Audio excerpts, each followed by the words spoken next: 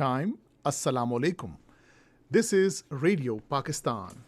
The news read by Hassan Gilani. First, the headlines. Pakistan and IMF have reached a $3 billion standby arrangement. Addressing a news conference in Lahore today, Prime Minister said the 9-month arrangement will bring economic stability and put Pakistan on growth trajectory. Terming agreement with IMF a big success, Finance Minister said Pakistan will receive $1 billion soon after a board's meeting on 12th of next month. Foreign Minister will leave for Tokyo tomorrow on a 4-day visit to Japan.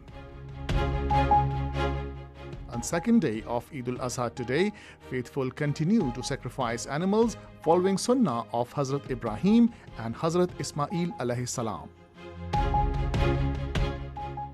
Russia has called for whitening of UN Security Council to give more representation to Asian, African and Latin American countries. International Day of Parliamentarianism is being observed today.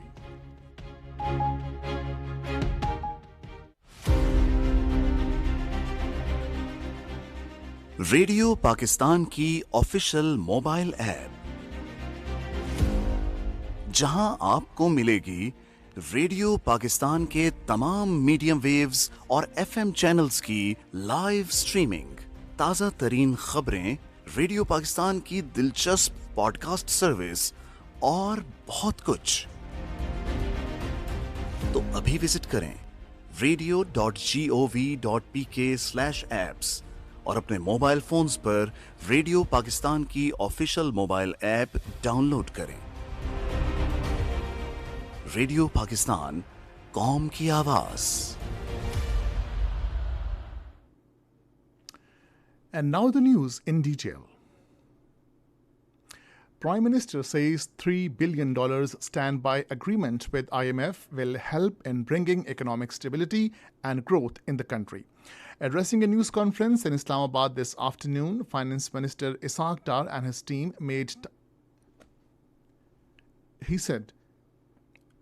Finance Minister Ishaq Dar and his team made tireless efforts to reach this arrangement.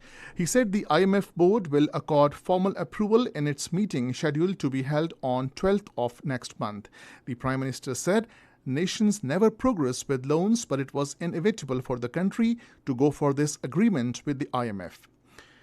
He said the government is committed to complete this program, but simultaneously will make efforts to achieve self-sufficiency in future to make it the last one. Shahbaz Sharif said during the last 3 months, China helped Pakistan significantly by providing about $5 billion and saved us from default. He also appreciated Saudi Arabia, UAE, Islamic Development Bank, and other friendly countries for their generous help during critical time. The Prime Minister also congratulated the entire nation on the eve of Eid al-Azha. He said, "We have stabilized the national economy with the efforts of allied parties." The Prime Minister said that Pakistan was heading towards development in 2018. He said that under the dynamic leadership of former Prime Minister Nawaz Sharif, network of roads was developed in the country, load shedding ended, and significant progress was made on China-Pakistan economic corridor. He regretted that one person was imposed on the nation through rigging who spoiled the economy of the country. Shahbaz Sharif said that recent flood damaged the national economy to a great deal. While talking about May 9 incident, he said May 9 will be remembered as a black day in the history of the country. Speaking on the occasion, Finance Minister Ishaq Dar termed the agreement with International Monetary Fund a big success. He also lauded the efforts of Prime Minister Shahbaz Sharif for his efforts for successful agreement with IMF. Ishaq Dar categorically rejected the rumors of the default of Pakistan and expressed his resolve to gain Pakistan's position again on 24th economic position. He said only mine's potential of the country is $6,000 billion. He said that previous government had taken records debt and increased the difficulties of Pakistan. He also acknowledged the role of the State Bank of Pakistan, whose fiscal and monetary policy contributed positively in the country. He also acknowledged officials of Finance Ministry and FBR for their contributions. He said, "We introduced bounded storage policy which will contribute a lot in the country in future." He said that all our promises will be fulfilled on fast track. Minister for Information and Broadcasting Maryam Aurangzeb and Governor Punjab Balighur Rahman were also present on the occasion. Earlier, in a press release, International Monetary Fund said that it has reached staff-level agreement with Pakistan on a $3 billion standby arrangement. The staff-level agreement is subject to approval by the IMF Executive Board, with its consideration expected by mid-July. The new SBA will support the authorities' immediate efforts to stabilize the economy from recent external shocks, preserve macroeconomic stability, and provide a framework for financing from multilateral and bilateral partners. This is Radio Pakistan.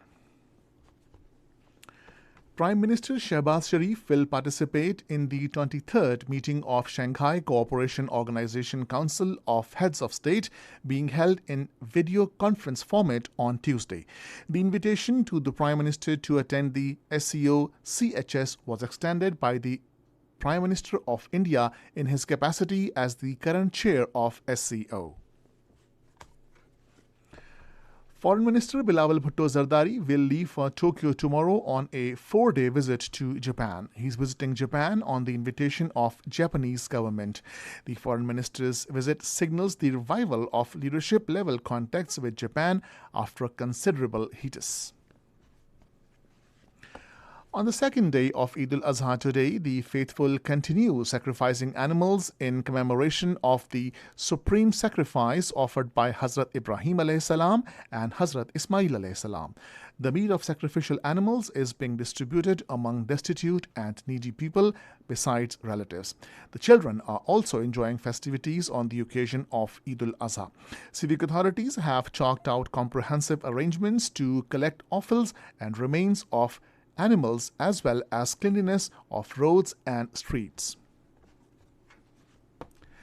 The United Nations General Assembly has decided to continue intergovernmental negotiations on enlarging the Security Council during its upcoming 78th session.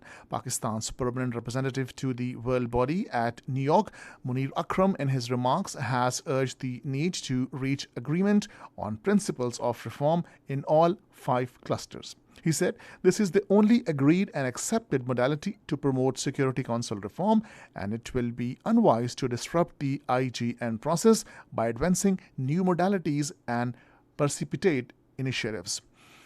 The so-called Group of 4, India, Brazil, Germany, and Japan, seek for themselves permanent seats on the Council, have shown no flexibility in their push for expanding the Council by 10 seats, with 6 additional permanent and 4 non-permanent members.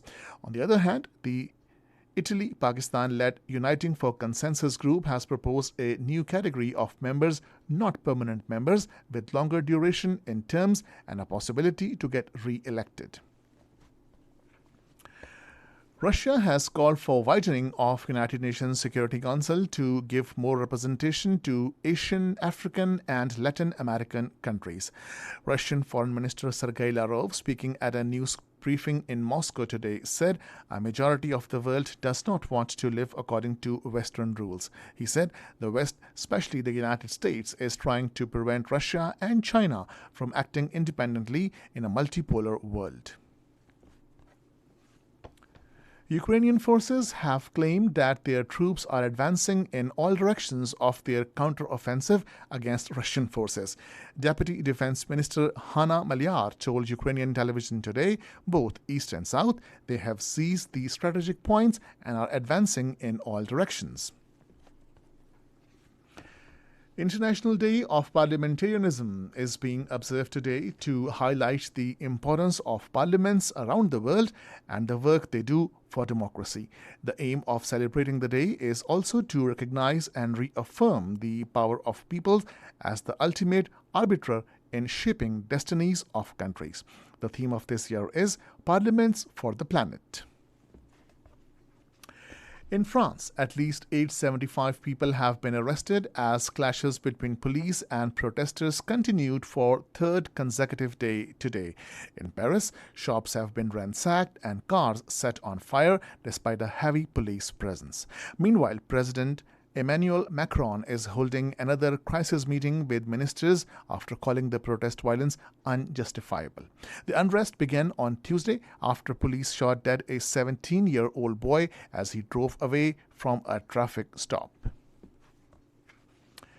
UN General Assembly has established a body to probe fate of Syria's missing people since the war broke out in 2011. According to non-governmental groups, some 100,000 people have disappeared since the start of a brutal crackdown on anti-government protests. The independent institution on missing persons will clarify the fate and whereabouts of all missing persons. And finally, the weather. Rain, wind, thundershower is expected in East and South Punjab, Potohar region, Northeast Balochistan, Kashmir and Gilgit-Baltistan during the next 12 hours. However, heavy fall are also expected in Northeast, South Punjab and Kashmir during the period. Weather will remain hot and dry in other parts of the country. And that is the end of the news. For more news and analysis, log on to our website radio.gov.pk and also watch live video streaming of our bulletins on the link facebook.com/Radio Pakistan News Official.